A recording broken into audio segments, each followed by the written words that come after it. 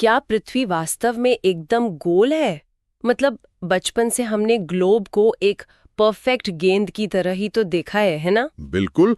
लेकिन अगर मैं कहूं कि पृथ्वी असल में ध्रुवों पर पिचकी हुई और भूमध्य रेखा पर थोड़ी फैली हुई है, तो शायद बहुत से छात्रों को हैरानी होगी।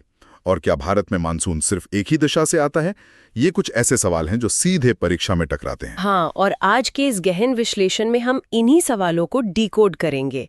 हमारा एकमात्र मिशन है आगामी 2026 की प्रारंभिक परीक्षा यानी प्रीलिम्स के लिए भूगोल और पर्यावरण के 100 सबसे महत्वपूर्ण तथ्यों का स्टेप बाय स्टेप रिवीजन करना। और ये कोई फालतू बात नहीं होगी, सिर्फ फैक्ट्स, डेटा और प्रीवियस ईयर क्वेश्चंस यानी PYQs पर हमारा पूरा फोकस रहेगा। एकदम सही। तो सीधे शुरू करते हैं। पृथ्वी गोल क्यों नहीं है? मतलब जब हम कहते हैं कि पृथ्वी का आकार जियोइड है, तो इसके पीछे का भौतिक कारण क्या है? देखिए, इसके पीछे सीधा सा भौतिक विज्ञान है, घूर्णन और सेंट्रीफ्यूगल फोर्स। इसे ऐसे समझिए जैसे ही पिज्जा बनाने वाला शेफ हवा में पिज्जा का डो या आटा घुमाता है। अच्छा, तो जब वो तेजी से घूमता है तो बीच का हिस्सा चपटा हो जाता है और किनारे बाहर की तरफ फैल जाते हैं। बिल्कुल सही। ठीक यही पृथ्वी के साथ हुआ। अपनी धुरी पर लगातार घूमने के कारण भूमध्य रेखा पर एक उभार आ गया। और परीक्षा के दृष्टिकोण से इसका सटीक डेटा ये है कि इस उभार के साथ पृथ्वी की परिधि लगभग 40,075 किलोमीटर है। 40,075 किलोमीटर। ये पिज्जा डो वाली एनालॉजी बहुत सटीक है, दिमाग में एकदम बैठ जाती है। अब घूर्णन की बात आई है तो पृथ्वी अपना एक चक्कर 23 घंटे 56 मिनट और 4 सेकंड में पूरा करती है, जिससे दिन और रात होते हैं। हाँ, लेकिन एक बहुत बड़ा कंफ्यूजन ऋतु परिवर्तन यानी सीजन्स को लेकर भी होता है। कई छात्रों को लगता है कि जब पृथ्वी सूर्य के करीब होती है तो गर्मियां आती हैं और दूर होती है तो सर्दियां। जो कि एक बहुत बड़ा भ्रम है। मतलब अगर ऐसा होता तो पूरी पृथ्वी पर एक ही समय में गर्मी या सर्दी होती ना? एकदम सही पकड़ा आपने। ऋतु परिवर्तन का मुख्य कारण पृथ्वी का सूर्य के चारों ओर परिक्रमण और सबसे महत्वपूर्ण रूप से इसका अपने अक्ष पर 23.5 डिग्री झुका हुआ होना है। अच्छा, जिसे हम एक्सियल टिल्ट कहते हैं। हाँ, और इसी झुकाव के कारण साल के अलग-अलग समय में उत्तरी या दक्षिणी गोलार्ध सूर्य की ओर झुका होता है। जो हिस्सा सूर्य की तरफ झुका है वहां किरणें सीधी पड़ती हैं और वहां गर्मी होती है। सीधी सी बात है। और इसी झुकाव और सूर्य की स्थिति को मैप करने के लिए हमने अक्षांश और देशांतर का ग्रिड सिस्टम बनाया। अक्षांश यानी लैटिट्यूड उत्तर दक्षिण की स्थिति बताते हैं और देशांतर पूर्व पश्चिम की। बिल्कुल, और इसमें प्राइम मेरिडियन यानी 0 डिग्री देशांतर ग्रीनविच से गुजरती है। अक्षांशों की बात करें तो 23.5 डिग्री उत्तरी अक्षांश को कर्क रेखा और 23.5 डिग्री दक्षिणी अक्षांश को मकर रेखा कहते हैं। ये रेखाएं सिर्फ काल्पनिक नहीं है ना, ये पृथ्वी के सबसे गर्म जलवायु क्षेत्रों की सीमाएं भी तय करती हैं। हाँ, और जलवायु को समझने के लिए वायुमंडल को समझना बहुत जरूरी है। वायुमंडल की सबसे निचली परत है क्षोभमंडल। बादलों का बनना, बारिश, आंधी, ये सब क्षोभमंडल में ही होता है क्योंकि सारा जलवाष्प यही मौजूद है। और इसके ऊपर समताप मंडल है जहां मौसम शांत रहता है, इसीलिए शायद हवाई जहाज यहीं उड़ते हैं। एकदम सही। और सबसे क्रिटिकल पॉइंट, जीवन को यूवी किरणों से बचाने वाली ओजोन परत भी इसी समताप मंडल में पाई जाती है। ये पॉइंट एग्जाम के लिए बहुत जरूरी है। बिल्कुल। अब वायुमंडल पृथ्वी को एक कंबल की तरह ढकता है, लेकिन जब ये कंबल बहुत मोटा हो जाए तो क्या होता है? इसका सबसे बेहतरीन उदाहरण शुक्र ग्रह है। हाँ, अगर हम लॉजिक से सोचें तो बुध सूर्य के सबसे करीब है तो उसे सबसे गर्म होना चाहिए, लेकिन सबसे गर्म ग्रह शुक्र है क्योंकि उसका वायुमंडल 96% कार्बन डाइऑक्साइड से भरा है। मतलब एक भयंकर रनअवे ग्रीन हाउस इफेक्ट। सूर्य की गर्मी अंदर तो आ जाती है लेकिन बाहर नहीं निकल पाती। बिल्कुल। अब वायुमंडल से वापस पृथ्वी की ठोस सतह पर आते हैं। पृथ्वी के अंदर की ऊर्जा जब बाहर निकलती है तो भूकंप आते हैं। प्रीलिम्स में अक्सर फोकस और एपिसेंटर के बीच का तकनीकी अंतर पूछा जाता है। तो फोकस वो बिंदु है जहां गहराई में चट्टानें टूटती हैं और ऊर्जा रिलीज होती है ना? हाँ, इसे हाइपोसेंटर भी कहते हैं। और उस फोकस के ठीक ऊपर 90 डिग्री के कोण पर सतह पर जो पहला बिंदु होता है वो एपिसेंटर कहलाता है। यही झटके सबसे पहले और सबसे तेज महसूस किए जाते हैं। समझ गई। और पृथ्वी की सतह को कुछ बाहरी शक्तियां भी आकार देती हैं, जैसे अपक्षय और अपर्दन, वेदरिंग और इरोजन। इन दोनों के बीच का अंतर बहुत माइन्यूट है, पर एग्जाम के लिए अहम है। बिल्कुल। इसे एक एनालॉजी से समझते हैं। मान लीजिए आपके हाथ में एक बिस्कुट है। अगर आप उस बिस्कुट को अपनी जगह पर ही क्रश कर देते हैं तो वो अपक्षय है, मतलब तापमान या नमी के कारण चट्टान का अपनी ही जगह पर टूट जाना। अच्छा, और अगर मैं उन टूटे हुए टुकड़ों पर जोर से फूंक मार दूं और वो उड़ जाए तो वो अपर्दन है। एकदम सही। हवा, पानी या बर्फ जब टूटे हुए मलबे को एक जगह से दूसरी जगह ले जाते हैं तो उसे अपर्दन कहते हैं। और इसमें हवाएं बहुत शक्तिशाली होती हैं, जैसे ट्रेड विंड्स और वेस्टलीज। ट्रेड विंड्स 30 डिग्री अक्षांश से विषुवत रेखा की ओर चलती हैं और कोरियोलिस बल के कारण मुड़ जाती हैं। हाँ, और मध्य अक्षांशों के बीच वेस्टलीज बहती हैं। यहाँ सबसे दिलचस्प बात यह है कि जब इन हवाओं और महासागरों का पैटर्न असामान्य रूप से बदलता है तो एल नीनो और ला नीना जैसी घटनाएं होती हैं। इसे थोड़ा आसान भाषा में समझाएं तो प्रशांत महासागर को एक बाथटब मान ले क्या? हाँ बिल्कुल। सामान्य दिनों में ट्रेड विंड्स एक विशाल पंखे की तरह काम करती हैं।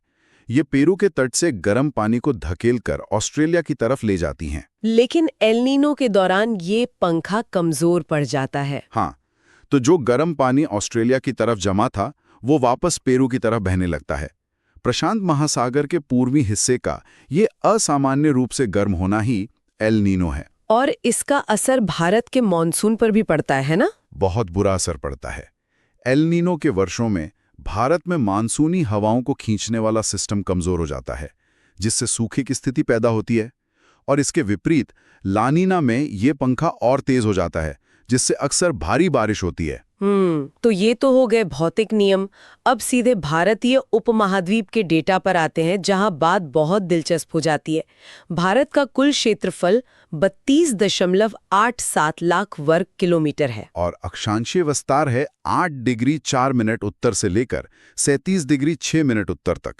ये लगभग 30 डिग्री का फैलाव है। मतलब 1 डिग्री लगभग 111 किलोमीटर होता है। तो उत्तर से दक्षिण तक भारत करीब 3200 किलोमीटर लंबा हुआ। बिल्कुल। यही कारण है कि एक ही दिन में जहां कश्मीर में बर्फ जम रही होती है, वहीं कन्याकुमारी में भीषण गर्मी हो सकती है।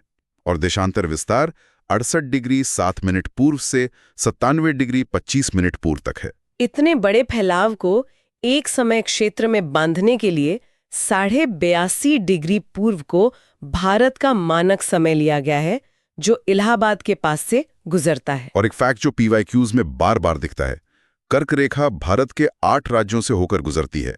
ये देश को 2 जलवायु हिस्सों में बांट देती है। उत्तर में उपोष्ण कटिबंधीय और दक्षिण में उष्ण कटिबंधीय। टोपोग्राफी की बात करें तो उत्तर में हिमालय है, जहां भारत की सबसे ऊंची चोटी कंचनजंगा है, और दक्षिण में विशाल दक्कन का पठार। लेकिन यहां एक सवाल है। प्रायद्वीपीय भारत के दोनों तरफ पहाड़ियां हैं, पश्चिमी घाट और पूर्वी घाट। लेकिन पश्चिमी घाट लगातार हैं, जबकि पूर्वी घाट जगह जगह से टूटे हुए यानी असतत हैं। ऐसा क्यों? ये बहुत ही शानदार सवाल है। इसका कारण है प्रायद्वीपीय भारत का ढलान। लाखों साल पहले जब भारतीय प्लेट यूरेशियन प्लेट से टकराई थी, तो पश्चिमी हिस्सा थोड़ा ऊपर उठ गया था। अच्छा, तो पूरा ढलान पश्चिम से पूर्व की ओर हो गया? बिल्कुल। इसी ढलान के कारण गोदावरी, कृष्णा, कावेरी और महानदी जैसी बड़ी नदियां पश्चिम से निकलकर पूर्व में बहती हैं। इन नदियों ने लाखों वर्षों में पूर्वी घाट के पहाड़ों को काट काट कर गहरे रास्ते बना लिए हैं। इसीलिए वो टुकड़ों में बटे हुए हैं। ये बहुत ही तार्किक है। और नदियों से याद आया, गंगा सबसे लंबी है, जिसकी सहायक नदियां यमुना, घाघरा और कोसी हैं। ब्रह्मपुत्र तिब्बत से सांगपो के नाम से निकलती है और एक विशाल यू टर्न लेकर भारत में आती है। हाँ, और नदियों के उद्गम स्थल रटने बहुत जरूरी हैं। गोदावरी त्र्यंबकेश्वर से, कृष्णा महाबलेश्वर से और कावेरी ब्रह्मगिरी पहाड़ियों से। और वो नदियां जो शोक कहलाती हैं, जैसे दामोदर बंगाल का शोक और कोसी बिहार का शोक। क्योंकि ये भारी मात्रा में दाद लाती हैं और अचानक अपना रास्ता बदल लेती हैं। एक और बड़ा अपवाद है नर्मदा और ताप्ती। ढलान पूर्व की ओर होने के बावजूद ये पश्चिम की ओर बहकर अरब सागर में गिरती हैं। क्योंकि भ्रंश घाटी यानी रिफ्ट वैली में बहती हैं। है ना? एकदम सही। अब अगर सीमाओं और तटों की बात करें तो सबसे लंबा समुद्री तट गुजरात का है और भारत के अंतिम बिंदु मैपिंग के लिए बहुत क्रिटिकल हैं। हाँ, सबसे उत्तरी बिंदु इंदिरा कॉल है, दक्षिणी बिंदु इंदिरा पॉइंट है और पूर्वी अरुणाचल में किबिथु, जबकि पश्चिमी गुजरात में गौहर मोंटी है। बिल्कुल, और इस भूगोल का सीधा असर मिट्टियों पर पड़ता है। दक्कन के पठार में काली मिट्टी है जो कपास के लिए बेस्ट है, लाल मिट्टी में आयरन ऑक्साइड ज्यादा होता है और उत्तरी मैदान पूरी तरह जलोढ़ मिट्टी से बने हैं जो सबसे उपजाऊ है। भूगोल केवल पहाड़ों और नदियों का नहीं है, ये उस पर पनपने वाले जीवन के बारे में भी है। तो अब हम पर्यावरण और पारिस्थितिकी पर आते हैं। यहाँ से परीक्षा में सबसे ज्यादा सवाल बनते हैं। हाँ, और परीक्षाओं में कालक्रम यानी क्रोनोलॉजी सबसे ज्यादा पूछी जाती है। उम्मीदवारों को ये वर्ष रट लेने चाहिए। Project tiger 1973, project elephant 1992, national green tribunal 2010 और पेरिस एग्रीमेंट 2015। लेकिन एनजीटी को लेकर एक कंफ्यूजन है। पर्यावरण संरक्षण अधिनियम तो 1986 से ही था, तो 2010 में अलग से एनजीटी बनाने की क्या जरूरत पड़ गई? देखिए, पुराने कानून थे, लेकिन हाईकोर्ट्स में पर्यावरण के मामले सालों तक लटके रहते थे। पर्यावरण में तकनीकी समझ चाहिए होती है, इसलिए एनजीटी बना, जहां जजों के साथ पर्यावरण विशेषज्ञ भी बैठते हैं। इसका लक्ष्य मामलों को 6 महीने में निपटाना है। अच्छा, तो ये न्याय में तेजी लाने के लिए था। अंतर्राष्ट्रीय स्तर पर देखें तो IUCN और उसकी रेड डेटा बुक बहुत महत्वपूर्ण है संकटग्रस्त प्रजातियों के लिए, और रामसर साइट्स आर्द्र भूमियों यानी वेटलाइंस को बचाने के लिए है। बिल्कुल, संरक्षण क्षेत्रों का अंतर भी समझना होगा। नेशनल पार्क पूर्ण संरक्षण क्षेत्र है जहां इंसानों के जाने की मनाही है।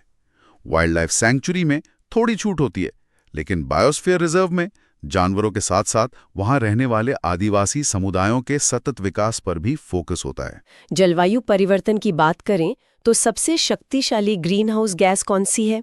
ये PYQs में आ चुका है। हम कार्बन डाइऑक्साइड सोचते हैं, लेकिन जवाब है SF6 यानी सल्फर हेक्साफ्लोराइड। हाँ, क्योंकि ये गर्मी सोखने में कार्बन डाइऑक्साइड से 23,000 गुना ज्यादा शक्तिशाली है और ओजोन को नुकसान पहुंचाने वाले CFC से ये अलग है। जलवायु परिवर्तन से निपटने के लिए ही क्योटो प्रोटोकॉल और पेरिस एग्रीमेंट आए। इनमें कार्बन क्रेडिट की बहुत बात होती है, लेकिन सच कहूं तो क्या कार्बन क्रेडिट सिर्फ अमीर देशों के लिए प्रदूषण करने का एक परमिट नहीं है?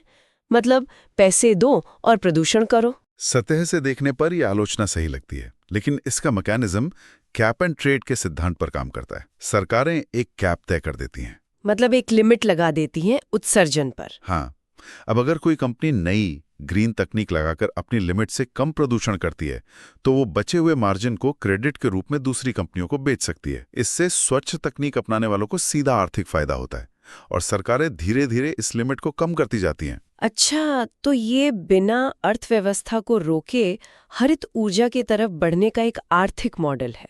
और अर्थव्यवस्था से याद आया, हमारा अगला सेक्शन आर्थिक भूगोल ही है। भूगोल अर्थव्यवस्था को कैसे आकार देता है? बहुत गहरा असर है।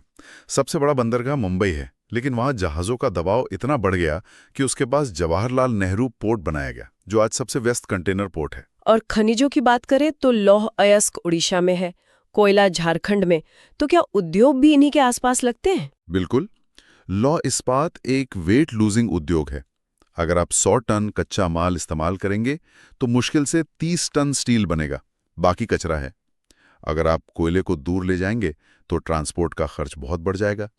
इसीलिए बोकारो या भिलाई जैसे स्टील प्लांट खदानों के पास हैं। भूगोल ही तय करता है कि फैक्ट्री कहाँ लगेगी। और इन फैक्ट्रियों के माल को जोड़ने के लिए स्वर्णिम चतुर्भुज जैसी योजनाएं हैं जो 4 महानगरों को जोड़ती हैं। कृषि में हरित क्रांति पंजाब हरियाणा में सफल रही, श्वेत क्रांति दूध के लिए और नीली क्रांति मत्स्य उत्पादन के लिए। और आधुनिक अर्थव्यवस्था भी भूगोल से अछूती नहीं है। मुंबई पुणे सबसे बड़ा औद्योगिक क्षेत्र है और बेंगलुरु सबसे बड़ा IT हब। दक्कन के पठार पर सुखद जलवायु ने ही वहां कंपनियों को आकर्षित किया था। बिल्कुल। आज हमने बहुत सारे क्रिटिकल पॉइंट्स कवर किए हैं। समय को देखते हुए चलिए एक बहुत तेज रैपिड रिवीजन करते हैं ताकि छात्रों के दिमाग में सब पक्का हो जाए। पहला, पृथ्वी जियोइड है और भारत का अक्षांश 8 डिग्री 4 मिनट से 37 डिग्री 6 मिनट तक है। दूसरा, सबसे शक्तिशाली ग्रीन हाउस गैस SF6 है और भारत का सबसे उत्तरी बिंदु इंदिरा कॉल है। तीसरा, पूर्वी घाट असतत हैं क्योंकि प्रायद्वीपीय नदियों ने उन्हें काट दिया है। और चौथा, एनजीटी की स्थापना 2010 में हुई थी। ये तथ्य परीक्षा के लिए एकदम रट लेने हैं। बिल्कुल। तो